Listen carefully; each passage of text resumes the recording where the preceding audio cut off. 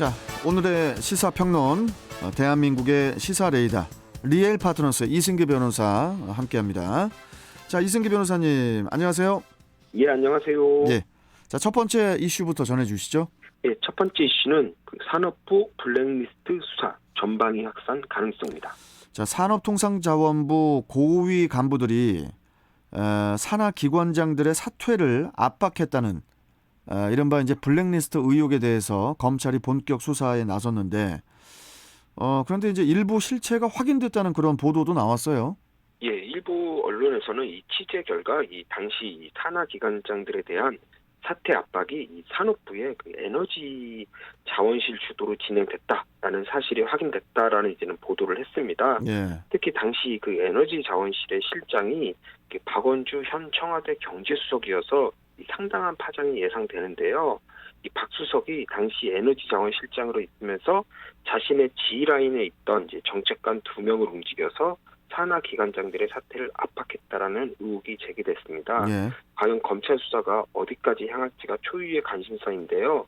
이미 검찰이 2차례에 걸쳐 이 산업부와 그 산하기관에 대한 이제 압수수색을 실시한 만큼 다음 주부터 이제 본격 소환 조사가 시작될 걸로 예상이 되거든요. 네. 과연 어느 정도 이 상세한 증거를 확보할지 검찰이 그래서 앞으로 수사 범위를 결정할 핵심 키도 바로 이 수사 증거를 어느 정도 확보할지 이제 결정될 걸로 그렇게 보입니다. 검찰이 이번에 수사 확대를 결심한 계기가 바로 그 환경부 블랙리스트 사건이었는데 이미 그 유죄가 인정이 됐죠. 예, 그 당시 그 김은경 전 환경부 장관뿐 아니라 신미숙 전 청와대 균형 인사 비서관이 이 산하기관장의 사퇴를 종용한 사실이 확인돼서 직권남용으로 유죄 판결을 선고받았고요. 예. 지난 1월 27일 이 대법원에서 최종 유죄가 확정됐습니다. 그 환경부 블랙리스트가 사실로 확인된 만큼 이 검찰이 타 부처로 이제 수사를 확대할 가능성이 제기됐지만 이 대선을 앞둔 상황이었으니까 좀 불필요한 오해를 피하고자 이 검찰이 수사를 바로 하진 않았고요. 대선이 끝난 3월 25일 이 산업부에 대한 압수수색을 통해 수사를 개시한 겁니다. 예. 그리고 이번에 그 산업부 수사에 이어 현재 이 가기부와 교육부 또 통일부까지도 이 블랙리스트 의혹이 나오고 있거든요. 과연 어디까지 수사가 확대될지 지켜봐야 될 걸로 보이는데 이 수사 결과에 따라서는 이 친여권 인사들이 대거 기소될 그럴 가능성도 배제할 수 없어 이번 블랙리스트 수사는 이 정권 교체와 맞물려서 가장 뜨거운 이슈가 되지 않을까 이렇게 생각이 됩니다. 예. 이거 정권이 바뀔 때마다 자꾸 블랙리스트, 화이트리스트 그러게요. 이런 이야기 때문에 참 국민들이 혼란스럽습니다. 참 여하튼 법에 어긋나는 부분이 있는지 계속 지켜보기로 하고요. 자, 두 번째 이슈 전해주시죠. 예, 다음 이슈는 아동학대 무죄 받아도 해고 가능입니다. 자, 아이를 학대한 혐의로 재판에 넘겨졌다가 1심과 2심에서 무죄를 받은 보육교사에 대한 어린이집의 해고 조치는 타당하다는 그런 법원 판결이 나왔어요. 보통 우리가 이제 일반적으로 무죄를 받으면은 이게 죄가 없는 거니까 해고 조치가 부당하다라고 생각을 하게 되는데 이번 판결은 다소 의외거든요. 좀 어떤가요? 예, 사실 실무에서는 대단히 일반적인 판결입니다. 먼저 이번 사건에 대해 말씀을 드리면은 2019년 10월경에 한 어린이집 CCTV 영상에서 이 보육교사 A 씨의 아동학대 의심 정황이 이제 발견이 됐습니다. A 씨는 그 아동이 보육실로 들어오려고 하자 이제 문을 반대로 밀며 아동을 넘어뜨리거나 아니면 아동이 먹던 국에 이제 밥과 잔반을 섞어 뒷 목덜미를 잡고 강제로 떠먹이는 등 이런 행위를 한 걸로 알려졌는데요. 이후 해당 어린이집 운영위원회가 그 A 씨의 해고를 결정했습니다.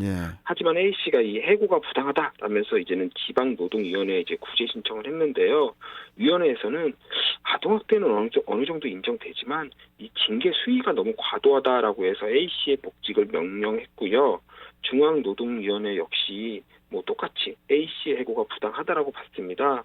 그리고 이제 해당 어린이집의 원장은 이에 불복해 이제 행정소송을 제기를 했고요. 그러니까 결국 아동 학대는 맞지만 해고당할 정도는 아니라는 건데 결국 어린이집 교사를 계속 할 수 있다는 점에서는 이제 사실상 그 A 씨가 승리했다고 봐도 그래도 이제 무방한 거 아닌가요? 예, 그렇습니다. 일단 노동위원회까지는 A 씨의 해고가 부당하다는 거니까 뭐 이제 복직을 하면 되는 거죠. 예. 하지만 이와 별도로 또 A 씨는 아동학대 범죄 처벌 특례법 위반 혐의, 그러니까 아동학대 혐의로 재판에 넘겨졌는데 1심과 2심 모두 이제 무죄를 선고했습니다.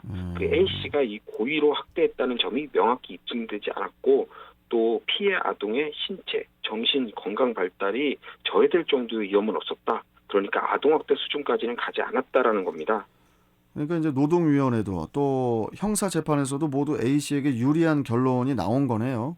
예, 그런데 이 A 씨의 행정소송에서 이 재판부가 법원의 무죄 판결과 별개로 A 씨의 행위는 어린이집 해고 요건을 충족한다라고 판결을 해서 노동위원회의 결정을 뒤엎고 이 어린이집의 손을 들어줬습니다. 그 재판부는 A 씨의 행위는 그 아동학대 의심 정황이 있는 행위로 그 어린이집에 이미 일부 원화가 퇴소를 하고 입소되기도 취소되는 등 이미 어린이집에 손해를 끼쳤다.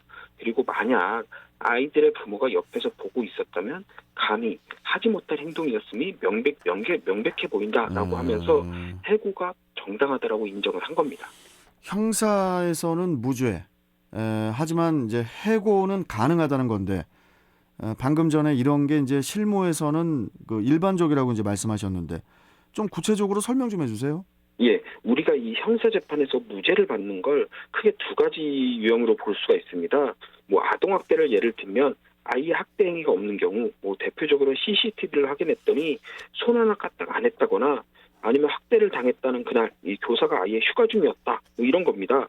이 경우에는 당연히 무죄가 선고되는 거고요. 예. 학대 행위 자체가 전혀 없었기 때문에 당연히 해고를 포함해 어떠한 징계 자체도 할 수가 없는 겁니다. 뭐 징계가 위법한 거죠. 그런데 이제 무죄가 나오는 또 다른 케이스가 있습니다.